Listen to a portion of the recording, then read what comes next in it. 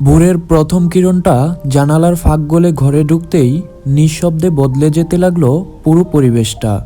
রাতের ঘুম ঘুরে ডুবে থাকা শহর ধীরে ধীরে জেগে উঠেছে। দূরের মসজিদ থেকে ভেসে আসছে ফজরের আজান। পাখিরা ডানা ঝাপটাচ্ছে, কেউ গানের সুরে, কেউ বা ডাকে সাড়া দিয়ে। ঘরের কোণে রাখা একটা পুরনো ঘড়ি তখন ঠিক ভোর 5টা বাজে জানিয়ে দিল এখানে একটা নতুন সকাল শুরু হয়েছে। সকালের একটা বিশেষ গন্ধ থাকে, টাটকা স্নিগ্ধ জীবনের মতো। বাতাসের শিশিরে ছোঁয়া, কাকডাকা ভোরের প্রশান্তি, আর নতুন কিছুর আশার আলতো কাঁপুনি। আজকের এই সকালটা অন্যরকম, যেন কিছু একটা ঘটার অপেক্ষায়। ঘরের মধ্যে আলোটা ধীরে ধীরে স্পষ্ট হচ্ছে। জানালার ধারে দাঁড়িয়ে কেউ একজন চোখ মেলে তাকিয়ে আছে দূরের আকাশ। হালকা নীলচে আলো তার চোখে, মনে, মুখে ছড়িয়ে দিয়েছে বিষাদের ছোঁয়া। আজকের সকালটা শুধু একটা দিন নয়, আজ থেকে বদলে যাবে কারো জীবনের গল্প। গতকাল সারা রাত দু চোখের পাতা এক করতে পারেনি মিম। সারা রাত কান্না করে চোখ মুখ ফুলিয়ে ফেলেছে। একদিনেই যেন মেয়েটার চোখের নিচে কালো দাগ পড়ে গেছে। এই পরিস্থিতিটা কতটা যে বিষাদের তা শুধু একটা মেয়েই উপলব্ধি করতে পারে। একদিকে পরিবারের সকলের আশা ভরসা এই বিয়েটাকে নিয়ে, অন্যদিকে প্রিয় মানুষটার অবহেলা। পরিবার থেকে পাওয়া কষ্টটা প্রিয় মানুষকে বলা যায় না, আর প্রিয় মানুষের দেয়া কষ্টটা পরিবারকেও বলা যায় না, যা ভেতরে গুমড়ে গুমড়ে একটা মেয়েকে মৃত্যুর দিকে অবতারিত করে। হঠাৎ করে দূরের ওই নীল আকাশের দিকে তাকিয়ে মিম গুনগুন করে একটা বিষাদের গান গেয়ে উঠল। সুখে থাকার স্বপ্ন দিলা, সুখ তো দিলা না, কত সুখে আছি বেঁচে, খবর নিলা না, বিধি খবর নিলা না। আমি ছাড়া কেউ নাই আমার দুঃখের পরিজন, আমারে পুরাইতে তোমার এত আয়োজন, আমারে ডুবাইতে তোমার এত আয়োজন। মিমের কণ্ঠে এমন একটা বিষাদের গান যেন পরিবেশটাকে আরও ভারী করে তুলেছে। আজ শনিবার, আস্তে আস্তে সূর্যমামা উকি দিচ্ছে সকালের নীলাভ আকাশে। সূর্যের কিরণটা সরাসরি আবিরের চোখে পড়েছে। ঘুমের মাঝে যা একেবারেই অসহনীয়। আবির আস্তে আস্তে চোখ খুলল, কিন্তু সামনে যা দেখল, এক মুহূর্তে তার মনে প্রশান্তির হাওয়া বয়ে গেল। মেঘ একটা গাঢ় রঙের নীল 3 পিস পরে ড্রেসিং টেবিলের সামনে বসে চুল চিরুনি করছে। চুল থেকে টপ টপ করে ঝরে যাওয়া পানিগুলো মেঘের পিঠ বেয়ে কোমর ভিজে যাচ্ছে। আবির এক দৃষ্টিতে সেদিকে তাকিয়ে আছে। কি মোহনীয় সেই দৃষ্টি, যা আবিরের প্রথম সকালটাকে আরও মনোমুগ্ধকর ও স্নিগ্ধ করে তুলেছে। হঠাৎ করে মেঘের দৃষ্টি আয়নার সামনের দিকে পড়তেই লক্ষ্য করলো আবির মুগ্ধ চোখে এদিকে তাকিয়ে আছে। মেঘ একটু মুচকি আসলো, তারপর চোখের ইশারায় প্রশ্ন করলো, কি হয়েছে? আবির মুচকি এসে জবাব দিল, ভাবছি। মেঘ বলল, কি? আবির দুষ্টু হাসি মুখে টেনে বলল, আমি তো রাতে কিছু করিনি। আবিরের কথা শুনে মেঘের চোখ বড় বড় হয়ে গেল। লজ্জায় মাথা নিচু করে বলল, উফ, সকালবেলায় আপনি কি শুরু করে দিয়েছেন? আবির বলল, কেউ স্বামীকে সারা রাত অনীহায় রেখে সকালবেলা উঠেই গোসল করবে, আর আমি বললেই দোষ। লজ্জায় যেন মেঘের কান গরম হয়ে উঠল, সাথে খানিকটা অপরাধ বোধ। মেঘ মিনমিনিয়ে বলল, আমার কি দোষ? আপনার ছেলে সকালবেলা আমার গায়ে জুস ফেলে দিয়েছে, তাই তো গোসল করতে বাধ্য হলাম। আবির এতক্ষণে মেঘের পাশে এসে দাঁড়িয়েছে। পেছন থেকে মেঘের কাঁধে দুহাত রেখে আয়নার দিকে তাকিয়ে বলল, হয়েছে, আর মন খারাপ করতে হবে না, আমি তো এমনি দুষ্টুমি করেছি। আবির আবার পুনরায় প্রশ্ন করল, আহিয়ান আর আহিয়া কই? মেঘ জবাব দিল, আহিয়ান নিচে ড্রয়িং রুমে টিভিতে কার্টুন দেখছে, আর ত্রিদা ও আহিয়া খেলতেছে। আবির একবার ঘড়ির দিকে তাকালো, তারপর বলল, ঠিক আছে, নাস্তা রেডি করো, আমি শাওয়ার নিয়ে নিচে আসছি, আজ একটু তাড়াতাড়ি যেতে হবে। মেঘের শান্ত জবাব, জি, আপনি বসুন। সকালের নরম আলো ঘরের কাচের জানালা ভেদ করে ছড়িয়ে পড়েছে পুরো বাড়িটায়। নিচতলার ডাইনিং টেবিলে মেঘ ও বন্যা নাস্তা গুছিয়ে রাখছে। আজকের দিনটা বিশেষ, কারণ আবিরের অফিসে একটা গুরুত্বপূর্ণ মিটিং আছে। মেঘ সকাল থেকে সব কিছু নিখুঁত রাখার চেষ্টা করছে। আবিরের শার্টে যেন কোনো ভাঁজ না থাকে, টাইটা যেন ঠিকভাবে গুজা হয়, আর প্রিয় কফির মগে যেন কড়া কফির গন্ধ থাকে। ঠিক তখনই সিঁড়ির দিক থেকে ধীরে ধীরে ভেসে এলো আবিরের জুতার শব্দ। মেঘ একটু পেছন ফিরে তাকাতেই চোখ আটকে গেল। আবির নামছে সিঁড়ি বেয়ে। আজ যেন এক রাজপুত্রের মতো লাগছে ওকে। ধবধবে সাদা রঙের শার্টে গলা পর্যন্ত বুতাম আটা, গায়ে হালকা নীল রঙের ব্লেজার, হাতে কালো রিস্ট ওয়াচ, চোখে সানগ্লাস আর চোখে মনোযোগী আত্মবিশ্বাস ও এক ঝলক। চুলগুলো পরিপাটি করে সেট করা আর ক্লিন শেভ, মুখে যেন অদ্ভুত সৌন্দর্যের দীপ্তি। সকালের রোদে তার গায়ের গাত্রবর্ণ যেন আরও উজ্জ্বল হয়ে উঠেছে। চোখের সেই পরিচিত গম্ভীর ভাবটা যেটা মেঘকে বারবার না চাইতেও তার দিকে টেনে নিয়ে যায়। মেঘের হাতে চামচ থেমে যায়, চোখে স্থির হয়ে আবিরের মুখের দিকে তাকিয়ে থাকে।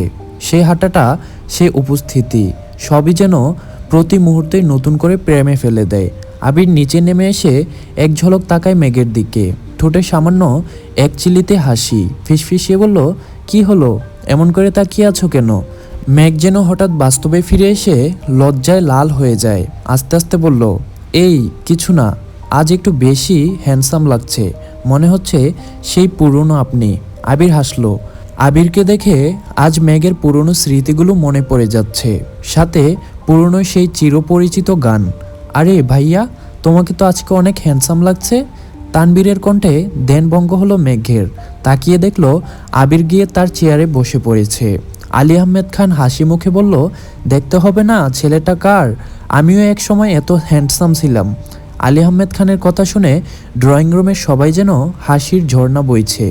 আলী আহমেদ খান আবার পুনরায় বললেন, আবির, আজকের মিটিংয়ের প্রস্তুতি কেমন? আবির খেতে খেতে জবাব দিল, আলহামদুলিল্লাহ ভালো, আপনি কোনো টেনশন করবেন না। ওদের কথার মাঝখানে মোজাম্মেল খান বলল, আরে ভাইজান, আপনি চিন্তা করবেন না, আমার মেয়ের জামাইকে দেখেই ক্লায়েন্ট ডিল ফাইনাল করে ফেলবে। এবার ইকবাল খান বলে উঠল, দেখো ক্লায়েন্ট আবার নিজের মেয়েকে বিয়ে দিতে চায় কিনা তোমার মেয়ের জামাইয়ের কাছে। ইকবাল খানের কথা শুনে সবাই অট্টহাসিতে ফেটে পড়ল। আবির মনে হয় এবার খানিকটা লজ্জায় পড়ল। কথা ঘোরানোর জন্য বলল, তোমাদের সবার মনে আছে তো আজকে আমাদের ওই বাড়িতে যেতে হবে? আলী আহমেদ খান, মোজাম্মেল খান, ইকবাল খান ও তানবীর একসঙ্গে বলল, হ্যাঁ আমরা প্রস্তুত। একই ধ্বনিতে সবার একসাথে কথা শুনে মনে হলো এখানে কোনো যুদ্ধের প্রস্তুতি চলছে। একে একে খাওয়া শেষ করে সবাই অফিসে চলে গেল। প্রতিদিন সকালে 2 ঘন্টা সময় ব্যয় করে মেঘ আহিয়া ও আহিয়ানকে খাওয়াতে। আজ ত্রিধাও এসে যোগ হয়েছে। মেঘ 3টাকে খাওয়ানোর চেষ্টায় হাঁপিয়ে উঠেছে।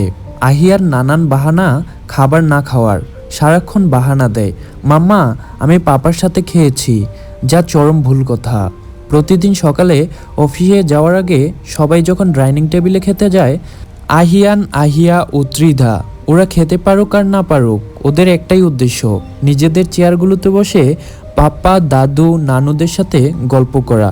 সময় চলছে সময়ের গতিতে। দেখতে দেখতে দিন পেরিয়ে বিকেল হয়ে আসলো। মিম সকালের নাস্তা খায়নি। অনেক ডাকার পর দুপুরে এসে দুপুরের খাবার খেয়েছে। মিমের মনে একটাই প্রশ্ন, বাড়ির সবাই কি আমার কষ্টগুলো বুঝতে পারছে না, নাকি বুঝতে চাইছে না? আমার পরিবারের চিরপরিচিত লোকগুলো এমন ছিল না। গতকাল সারা রাত না ঘুমানোর কারণে মিম খাওয়ার পরপরই দুপুরে রুমে গিয়ে ঘুমিয়ে পড়ল। হঠাৎ কিছু চিৎকার চেঁচামেচির শব্দে মিমের ঘুম ভেঙে গেল। উপর থেকে নিচতলায় যতটুকু কথা শোনা যাচ্ছে, মিম বুঝতে পারল আবির আর তানবীর চলে এসেছে। কি হয়েছে বুঝাবুঝির জন্য মিম আস্তে আস্তে নিচে যাওয়ার প্রস্তুতি নিল, কিন্তু একটা কথা শুনে সিঁড়ির উপরেই থমকে গেল। আম্মু, সবাইকে মিষ্টি খাওয়াও, আগামী 4 জুলাই মিমের বিয়ে। মালিয়া খান অবাক কণ্ঠে বলল, 4 জুলাই মানে তো আগামী শুক্রবার, আর আজকে শনিবার, তার মানে হাতে বেশি সময় নেই। আবির খুশি মনে হাসতে হাসতে সকলের উদ্দেশ্য বলল, জি আগামী শুক্রবার, তোমরা সবাই প্রস্তুতি নাও। আমরা আগামীকাল বিকেলেই স্প্যারো ড্রিম হাউসে চলে যাব, পরে সেখানেই বিয়ের সকল আয়োজন করা হবে। রবিবার সকাল, খানবাড়ির ড্রয়িং রুমে যেন উৎসবের রং ছড়িয়ে আছে। চারদিকে ব্যস্ততা, রঙিন শাড়ির ঝলক, প্যাকেট গুছানোর হুড়োহুড়ি আর বাড়ির কর্তিনদের রন্ধন ঘিরে করা নির্দেশনা। সবাই বেশ আনন্দিত, কারণ বাড়ির ছোট মেয়ে মিমের বিয়ে ঠিক হয়েছে। শুধু একজন মানুষের মনেই আজ ঝড়, সে মিম নিজেই। মিম দোতলার সিঁড়ির কোণে দাঁড়িয়ে দাঁড়িয়ে ব্যাগ গুছানো দেখছে, তেমন কিছু বলছে না, হাসছেও না, চোখের কোণে পানি লুকিয়ে রাখার চেষ্টা করছে বারবার।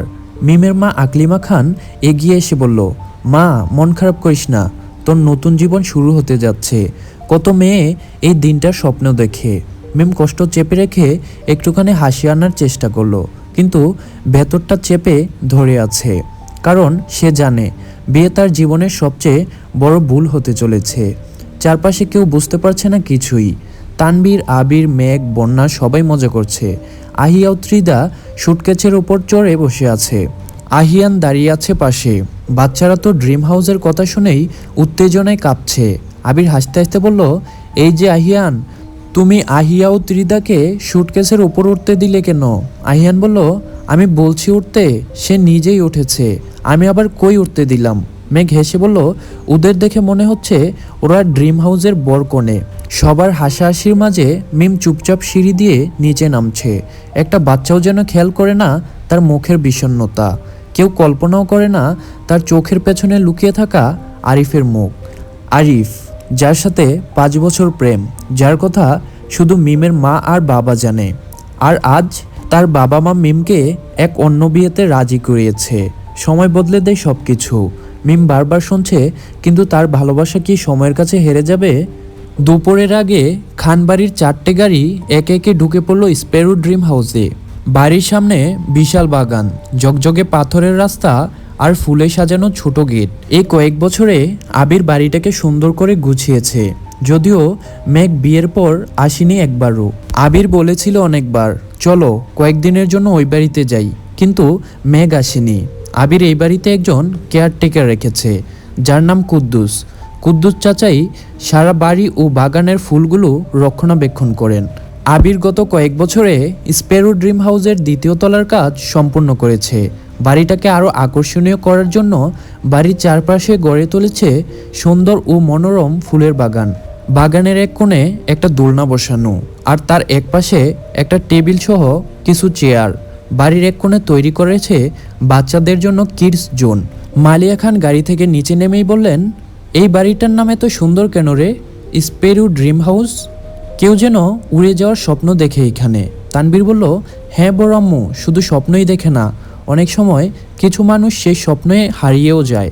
বন্যা একটু হেসে বলল, আপনি আবার এত দার্শনিক কবে থেকে হইলেন? তানবীর চোখ টিপে বলল, মিমের বিয়ে নিয়ে একটু আবেগী হয়ে পড়েছি। অন্যদিকে কেউ জানে না মিমের বুকেই জমে আছে সবচেয়ে বড় সত্য, যেটা লুকোনো আছে আরিফের নামে। সেই নাম কেউ উচ্চারণ করে না, তার কেউই জানে না, শুধু আকলিমা খান আর তার স্বামী জানেন। তাদের মেয়ে এখনও চোখ বন্ধ করলে যে মুখটা দেখে সেটা আরিফের। বাড়ির উঠোনে মঞ্চ তৈরি হচ্ছে, বড় বড় রঙিন কাপড় টানানো হচ্ছে, আলো ঝুলানো হচ্ছে গাছের ডালে। ছোটরা দৌড়াদৌড়ি করে একে অন্যকে ফুল মারছে। আলী আহমেদ খান চিৎকার করে বলছেন, এই লালবাতিটা কে লাগালো?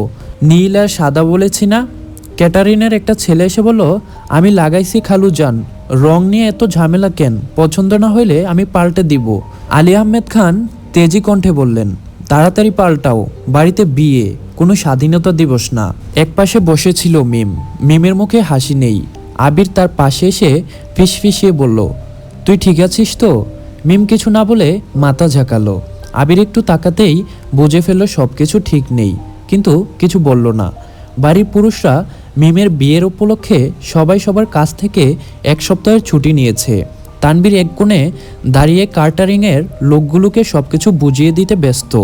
আবির গিয়ে পাশে দাঁড়িয়ে বলল, কিরে, সব কিছু ঠিক মতো হচ্ছে তো? তানবীর হেসে জবাব দিল, জি ভাইয়া, এখন পর্যন্ত সব ঠিকই আছে। আবির তানবীরের কাঁধে এক হাত রেখে বলল, পরবর্তীতে যেন সব ঠিক থাকে, কোনো যেন ভুল না হয়, আর আমার অনেক স্পেশাল গেস্ট আসবে। তানবীর বলল, ঠিক আছে ভাইয়া, তুমি নিশ্চিন্তে থাকো,